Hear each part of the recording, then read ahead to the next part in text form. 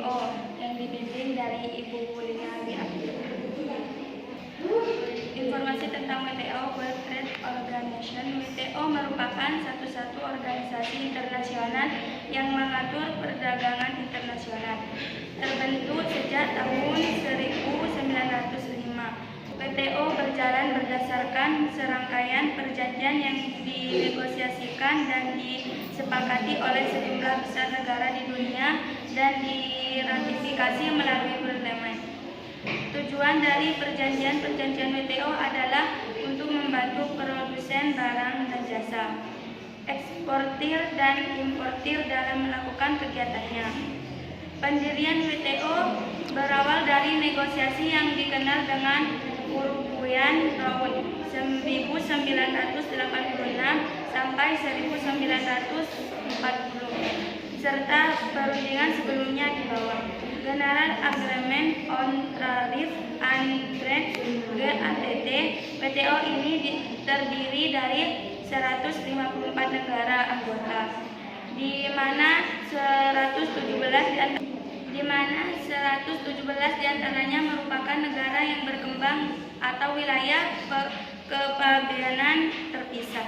Saat ini WTO menjadi wadah negosiasi sejumlah perjanjian baru di bawah Doha Development Agenda (DDA) dan mulai tahun 2001. Keputusan di WTO umumnya dilakukan berdasarkan konsensus oleh seluruh negara anggota. Badan tertinggi di WTO adalah Konferensi Tingkat Menteri (KTM) yang dilaksanakan setiap 2 tahun sekali. Di antara KT, kegiatan-kegiatan pengambilan keputusan WTO dilakukan oleh General Council. Di bawahnya terdapat badan-badan subsidiar yang meliputi Dewan, Komit, dan Subkomit yang bertugas untuk melaksanakan dan mengawasi penerapan perjanjian-perjanjian WTO oleh negara anggota.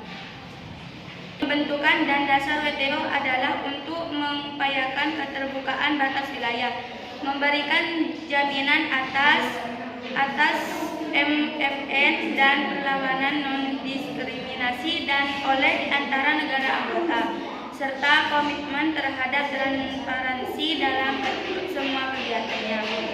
Terbukanya pasar nasional terhadap perdagangan internasional dengan mengecualikan yang patut atau fleksibilitas yang memadai dipandang akan mendorong dan membantu pembangunan yang berkesinambungan, meningkatkan kesejahteraan, mengurangi kemiskinan, dan membangun perdamaian dan stabilitas pada saat yang bersamaan.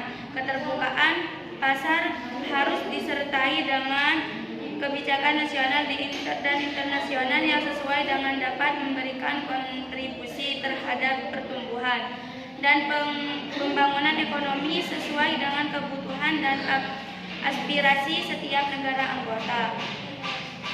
Terkait dengan DDA, KTM Doha pada tahun 2001 memandatkan negara anggota untuk melakukan putaran perundingan dengan tujuan membentuk tata perdagangan multilateral yang berdimensi pembangunan. Tata perdagangan ini akan memberikan kesempatan bagi negara perkembangan dan LDCs untuk dapat memanfaatkan perdagangan internasional sebagai sumber pendanaan bagi pembangunan. Isu-isu utama yang dibahas mencakup isu pertanian, akses pasar produk bukan pertanian, non-agrikultural, market, perdagangan bidang jasa dan turis.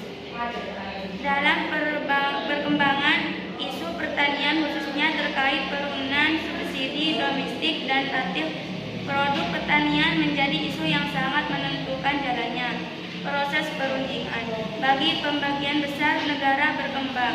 Isu pertanian sangat terkait dengan masalah sosial ekonomi, antara lain food security, livelihood security, dan rural. Sementara lagi negara maju, pemberian subsidi domestik mempunyai definisi politis yang penting dalam kebijakan pertanian mereka. Proses tidak berjalan mulus. Hal ini diakibatkan oleh perbedaan posisi berunding di antara negara anggota terkait isu-isu sensitif khususnya pertanian dan nama setelah mengalami sejumlah kegagalan hingga dilakukan suspension pada bulan Juni tahun 2006. Proses perundingan secara penuh dilaksanakan kembali awal Februari tahun 2007. Pada bulan Juli tahun 2008 diadakan perundingan tingkat menteri dengan harapan dapat menyepakati modalitas pertanian dan nama, dan menggunakan isu-isu singular undertaking seperti isu perdagangan bidang jasa, kekayaan intelektual, pembangunan, dan penyelesaian sengketa. Namun perundingan tahun 2008 juga mengalami kegagalan. Berbagai upaya telah dilakukan untuk mendorong kemajuan dalam perundingan, mulai dari pertemuan tingkat perunding, pejabat tinggi dan tingkat menteri, baik dalam format terbatas plurilateral dan bilateral maupun bilateral. Namun semua upaya tersebut belum menunjukkan hasil yang mengembalikan pihak-pihak utama yang terlibat tampaknya belum dapat bergerak dari posisi awal mereka. Target program kerja WTO di tahun 2011 adalah 9 komit dan negotiating group diharapkan mengeluarkan final text atau teks modalitas yang akan menjadi dasar kesepakatan singular undertaking.